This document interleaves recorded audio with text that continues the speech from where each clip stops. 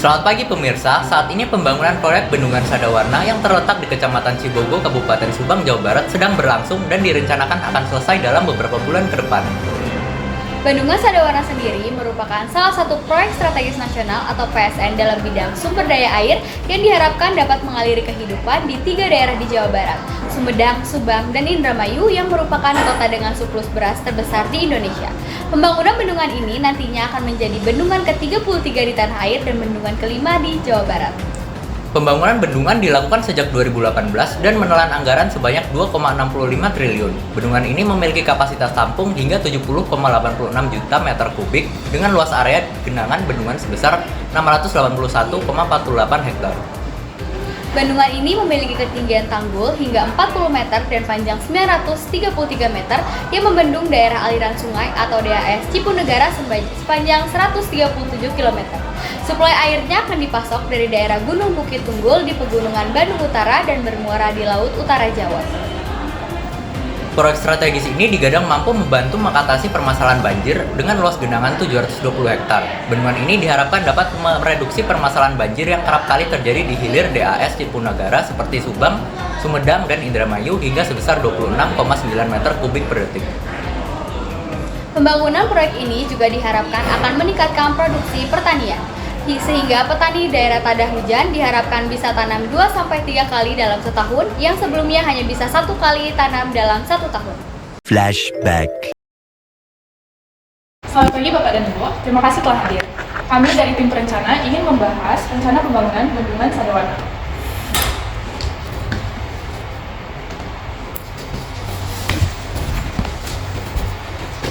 Mari kita bahas, apa poin utama yang ingin kalian sampaikan? Saya sangat tertarik dengan proyek ini, khususnya untuk dampak pada masyarakat kita di 3 kabupaten, yaitu Subang, Sumedang, dan Indramayu. Nah, tentu Bapak dan Ibu, pertama bendungan ini dirancang untuk meningkatkan pasokan air untuk irigasi dan juga sebagai sumber energi. Namun, kami ingin memastikan semua dampak lingkungan dan juga sosial diperhitungkan. Itu penting. Dari tim perencana sendiri, bagaimana mempertimbangkan hal tersebut? Ya, kami dari awal sudah mengadakan studi awal. Kami merekomendasikan beberapa langkah mitigasi seperti reboisasi dan program pemantauan ekosistemnya. Bagaimana dengan masyarakat sekitar yang berada di tempat tersebut? Apakah ada rencana untuk melibatkan mereka dalam proses perencanaan ini? Kami merencanakan diadakan sosialisasi dengan masyarakat untuk mendengarkan aspirasi dan juga kekhawatiran dari mereka. Kami sangat berharap mereka dapat mendukung pembangunan bendungan ini. Itu sangat bagus. Namun, bagaimana dengan anggaran program-program tersebut? Kami sudah menyusun anggaran dan dukungan dari pemerintah akan sangat membantu untuk program sosial dan lingkungan. Saya harap ada perhatian khusus untuk masyarakat sekitar, khususnya untuk hak-hak mereka yang terkena dampak dari proyek ini. Kami berkomitmen untuk memastikan hak-hak masyarakat terlindungi. Kami akan menyusun rencana relokasi yang adil dan transparan.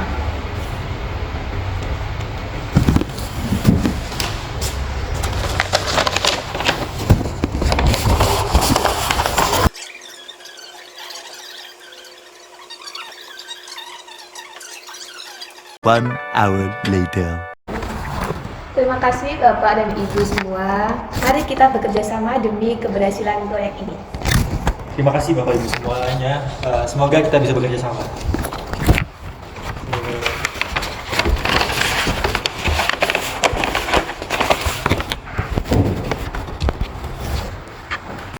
Proses perencanaan dan prosedur pelaksanaan.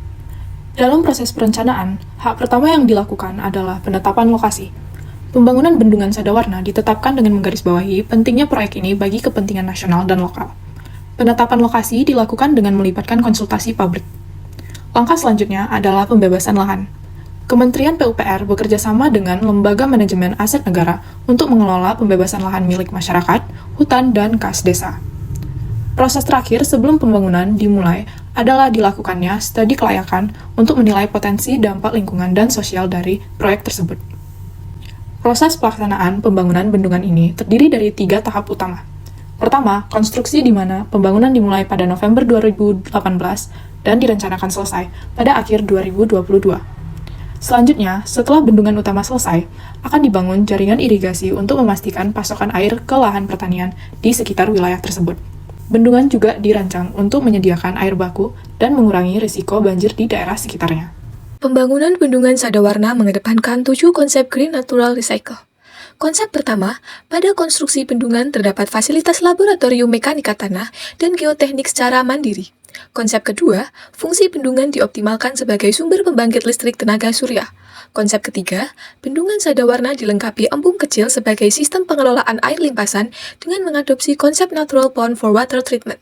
Konsep keempat, pada timbunan main dam akan dilengkapi geomet dan ditanam kebalan rumput untuk penanganan hilir bendungan sehingga lebih natural.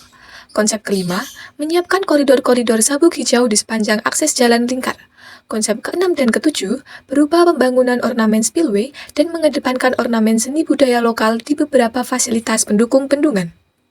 Bendungan Sadawarna sebagai proyek strategis nasional diatur dalam berbagai peraturan. Berikut beberapa aturan terkait. 1.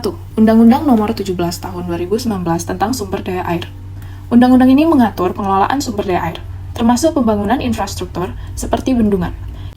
2. Peraturan Presiden Nomor 109 Tahun 2020 tentang percepatan pelaksanaan proyek strategis nasional.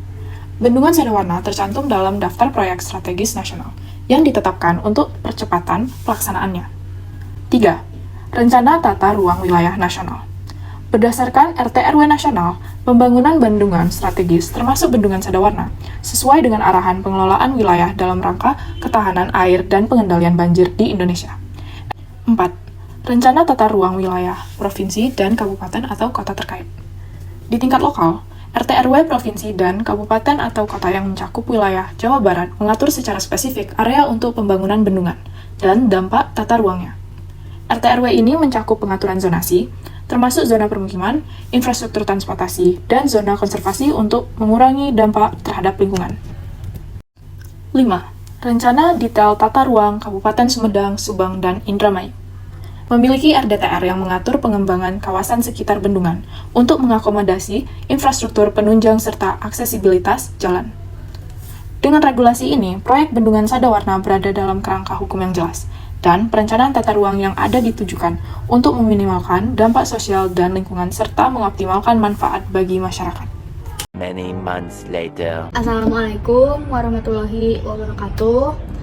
Dinten ieu api sareng ibu-ibu warga sini, ibu-ibu warga Kabupaten Subang, mohon pisan kanggo pemerintah eta disegerakan Bu realisasi pembayaran kepada kami. Eta bendungan rek ambles tapi pembayaran ke kami teh belum diterima sampai hari ini ya kan Bu ya. Jadi itu aja dari kami, mohon bisa pemerintah disegerakan biar cepat selesai juga. Mohon bantuannya Pak. Tur nuhun Pak. Ini Bu. Karena kita tahu Indramayu merupakan penyumbang surplus terbesar di Indonesia dan kita harapkan tidak turun tetapi tetap naik dari 1,3 juta ton menjadi 1,8 juta ton. Bismillahirrahmanirrahim, saya resmikan Bendungan Sadawarna di Provinsi Jawa Barat.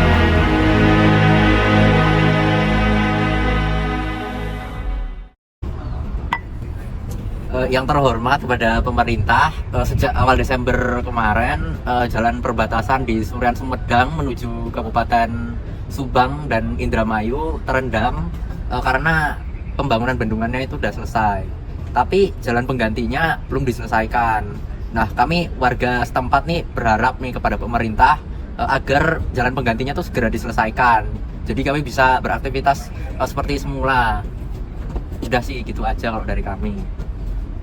Proyek ini menghadirkan dampak signifikan bagi warga setempat, terutama mereka yang harus pindah akibat pembangunan bendungan. Selain itu, ada beberapa infrastruktur yang perlu diperhatikan untuk mendukung kelancaran aktivitas masyarakat di sekitar bendungan. Beberapa pelajaran yang dapat kita ambil adalah 1. Perencanaan infrastruktur pendukung yang lebih matang, dan 2. Transparansi dan komunikasi dengan warga.